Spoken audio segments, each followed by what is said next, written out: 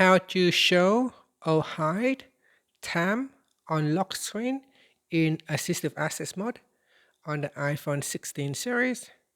First, let's return back to the home screen by swiping up at the bottom of the screen. And from the home screen, tap on Settings. Now in the Settings page, we scroll down and then tap on Accessibility. After that, scroll down and then tap on Assistive Access.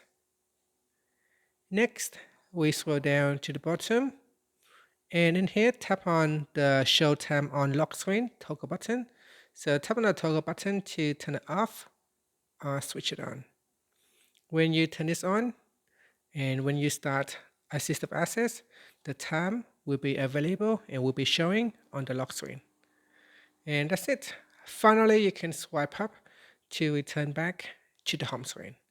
Thank you for watching this video. Please like and subscribe to my channel for more videos.